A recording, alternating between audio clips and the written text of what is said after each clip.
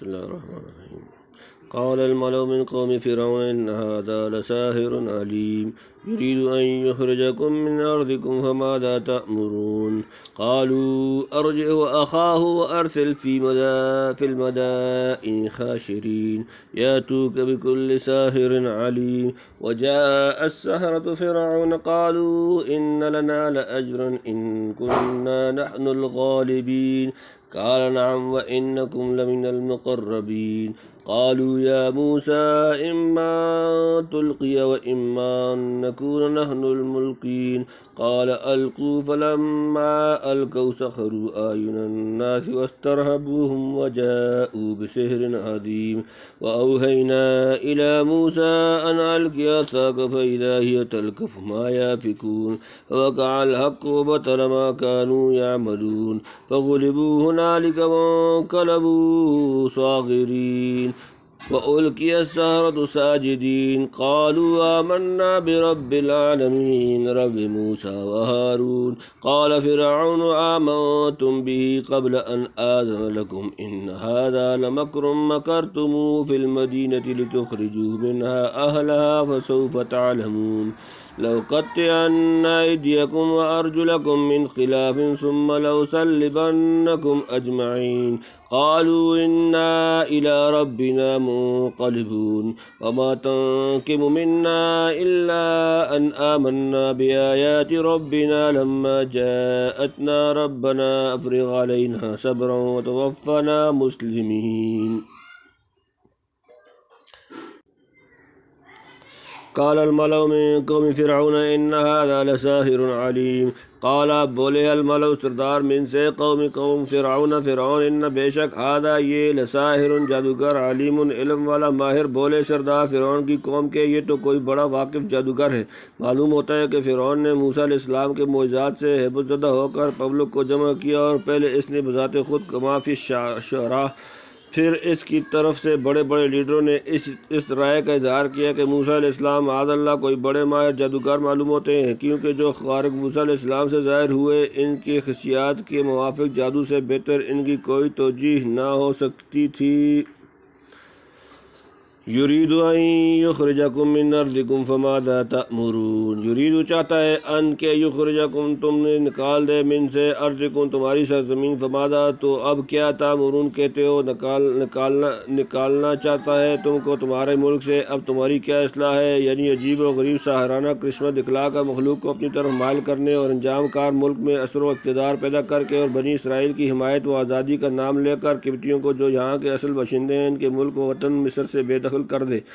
ان حالات کو پیش نظر رکھ کر مشورہ دو کہ کیا ہونا چاہیے. قالوا ارجع واخاه وارسل في المدائن حاشرین قالوا بولے ارجع روک لے واخاه اور اس کا بھائی وارسل اور بیج فی المدائن شہروں میں حاشرین اکٹھا کرنے والے نقیب. بولے ڈھیل دے اس کو اور اس کے بھائی کو اور بیج پر گنوں میں جمع کرنے والوں کو. یا تو کا بکل ساحر علیم یا تو کا تیرے پاس لے آئے بکل ہر ساحر جادوگر علیم علم والا ماہر کے جمع کر لائیں تیرے پاس جو ہو کامل جادوگر. مشاورت باہمی کے بعد یہ پاس ہوا کہ فرعون سے درخواست کی جائے کہ وہ ان دونوں موسیٰ و ہارون کے معاملے میں جلدی نہ کرے. ان کا بہترین توڑ اور مؤثر جواب یوں ہو سکتا ہے کہ چپڑاسی بیج کا تمام قلمرو میں سے فن سحر کے جاننے والے جو ان سے بھی بڑھ کر اس فن کے ماہر سحار ہوں جمع کر لیے جائیں. ان سے ان کا مقابلہ کرایا جائے. چنانچہ یوں ہی کیا گیا. وجاء السحرة فرعون قالوا إن لنا لأجرا إن كنا نحن الغالبين وجاء اور آئے السحرة جادوگر جمع فرعون قالوا وہ بولے ان یقیناً لنا ہمارے لیے اجرن کوئی اجر انعام ان اگر کننا ہوئے نحن ہم الغالبین غالب جمع. اور آئے جادوگر فرعون کے پاس بولے ہمارے لیے کچھ مزدوری ہے اگر ہم غالب ہوئے. ساحرین فرعون نے ان لنا لاجرا کہہ کر پہلے ہی قدم پر جتلا دیا کہ انبیاء علیہ السلام جن کا پہلا لفظ ما سألتکم من اجر ان اجری الا علی اللہ سورۃ نمبر 10 سورہ یونس آیت نمبر 72 ہوتا ہے. کوئی پیشہ ور لوگ نہیں ہوتے. قال نعم فإنکم لمن المقربین، قال اس نے کہا نعم ہاں، انکم و تم بے شک لمن البتہ سے المقربین مقربین بولا ہاں، اور بے شک تم مقرب ہو جاؤ گے، یعنی مزدوری کیا چیز ہے وہ تو ملے گی، اس سے بڑھ کر یہ ہے کہ تم ہمارے مقربین بارگاہ اور مصاحبین خاص میں داخل کر لیے جاؤ گے۔ قالوا یا موسیٰ اما ان تلقی و اما ان نکون نحن الملقین، قالوا وہ بولے یا موسیٰ اے موسیٰ، اما یا ان یہ کہ تلقی تو ڈال، و اما اور یاد ورنہ ان یہ کہ نکونا ہو نحن ہم الملقین ڈالنے والے، بولے اے موسیٰ یا تو ڈال اور یا ہم ڈالتے ہیں، یا یہ شاید اس بنا پر کہا کہ بیشتر حضرت موسیٰ علیہ السلام فرعون کے روبرو عصا ڈال کر بإذن اللہ اژدہا بنا چکے تھے۔ قال القوا فلما القوا سحروا اعین الناس واسترهبوهم وجاءوا بسحر عظیم، قال کہا القوا تم ڈالو، فلما پس جب القوا انہوں نے ڈالا، سحر کر دیا، اعین آنکھیں، الناسی لوگ، واسترهبوهم اور انہیں ڈرایا، وجاءوا بسحر اور وہ لائے، عظیم بڑا، کہا ڈالو، پھر جب انہوں نے ڈالا باندھ دیا لوگوں کو لوگوں کی آنکھوں کو اور ان کو ڈرایا، اور لائے بڑا جادو، یعنی جب تم کو یہ مقابلہ ہی منظور ہے اور اسی پر آخری فیصلہ کا انحصار کرتے ہو تو پہلے تم ہی ڈال کر پوری قوت آزمائی کر لو، کیونکہ باطل کی پوری نمائش اور زور آزمائی کے بعد جو حق کا غلبہ مشاہد ہوگا وہ امید ہے کہ زیادہ مؤثر اور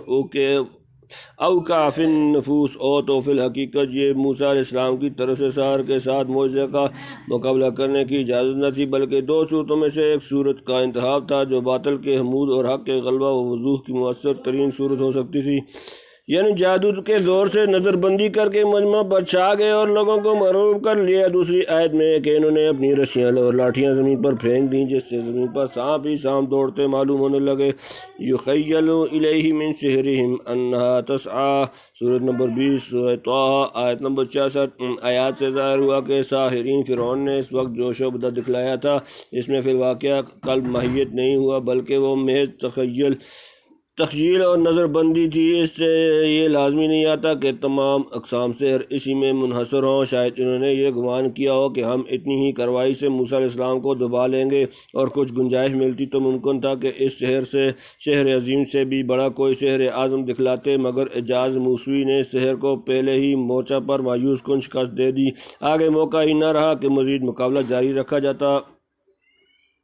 وَأَوْحَيْنَا إِلَى مُوسَىٰ أَنْ أَلْقِ عَصَاكَ فَإِذَا هِيَ تَلْقَفُ مَا يَأْفِكُونَ، وَأَوْحَيْنَا اور ہم نے وحی بھیجی اِلیٰ طرف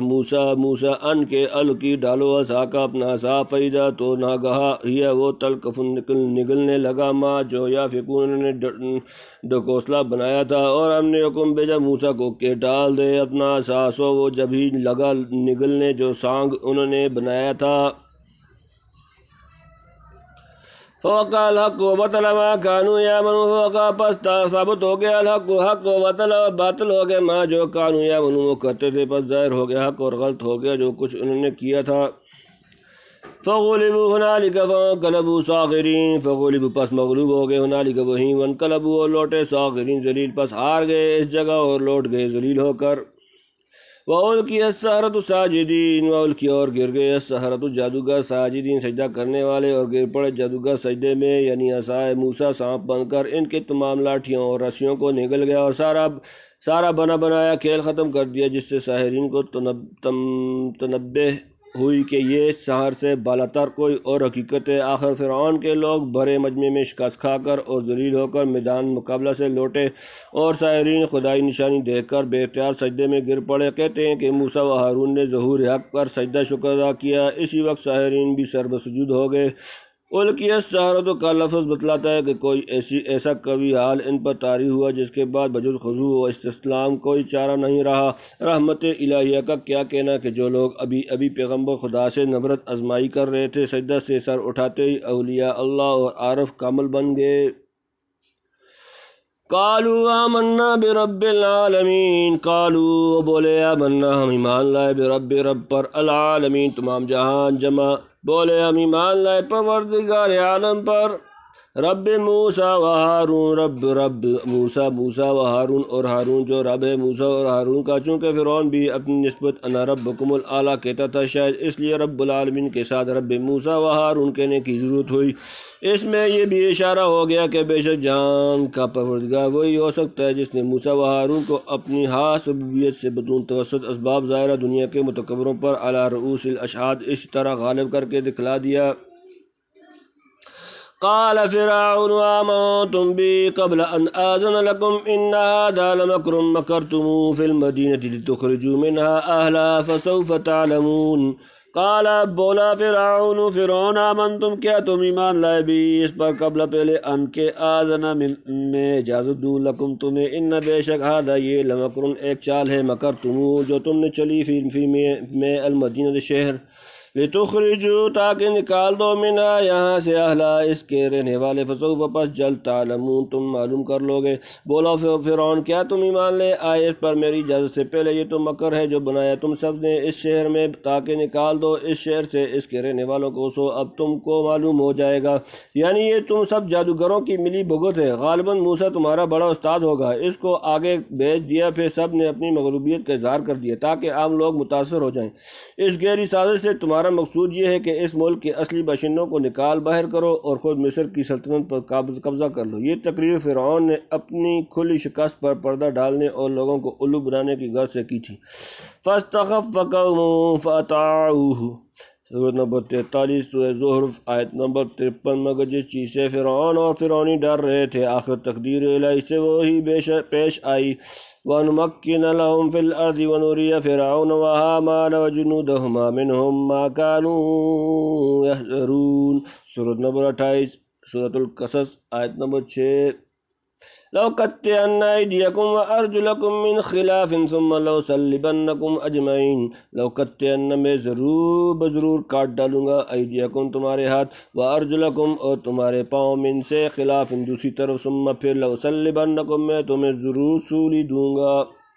اجمعین سب کو میں ضرور کاٹوں گا، تمہارے ہاتھ اور دوسری طرف کے پاؤں، پھر سولی پر چڑھاؤں گا تم سب کو۔ قالوا انا الی ربنا منقلبون، قالوا وہ بولے انا بے شک ہم الی طرف ربنا اپنا رب منقلبون لوٹنے والے، وہ بولے ہم کو تو اپنے رب کی طرف لوٹ کر جانا ہے۔ ساحرین توحید و تمنا لقاء اللہ کی شراب سے محمور ہو چکے تھے، جنت و دوزخ گویا آنکھوں کے سامنے تھیں، بھلا وہ ان دھمکیوں کی کیا پرواہ کر سکتے تھے۔ انہوں نے صاف کہہ دیا کہ کچھ مذائقہ نہیں، جو کرنا ہو کر گزر، پھر ہم کو اپنے خدا کے پاس جانا ہے، تیرے سر ہو کر سے ہی وہاں کے عذاب سے یہاں کی تکلیف آسان ہے، اور اس کی رحمت و خوشنودی کے راستے میں دنیا کی بڑی سے بڑی تکالیف و مصائب کا برداشت کر لینا بھی عاشقوں کے لیے سہل ہے۔ ہنیئا لأرباب النعیم نعیمہم وللعاشق المسکین ما یتجرع وما تنقم منا الا ان آمنا بآیات ربنا لما جاءتنا ربنا افرغ علینا صبرا وتوفنا مسلمین۔ وما اور نہیں تنقم تجھ کو دشمنی منا ہم سے اللہ مگر ان یہ کہ آمنا ایمان لائے بآیاتی نشانیاں ربنا اپنا رب، لما جب جاءتنا وہ ہمارے پاس آئیں، ربنا ہمارا رب افرغ دہانے کھول دے علینا ہم پر صبر وتوفنا اور ہمیں موت دے مسلمین مسلمان جمع۔ اور تجھ کو ہم سے یہی دشمنی ہے کہ مان لیا ہم نے اپنے رب کی نشانیوں کو جب وہ ہم تک پہنچیں، اے ہمارے رب دہانے کھول دے ہم پر صبر کے اور ہم کو مار مسلمان، یعنی جب رب کی نشانیوں کو مان لینے سے ہم تیری نگاہ میں مجرم ٹھہرے ہیں، اسی رب سے ہماری دعا ہے کہ وہ تیری زیادتیوں اور سختیوں پر ہم کو صبر و جمیل کی توفیق بخشے اور مرتے دم تک اسلام پر مستقیم رکھے، ایسا نہ ہو کہ گھبرا کر کوئی بات تسلیم و رضا کے خلاف کر گزریں۔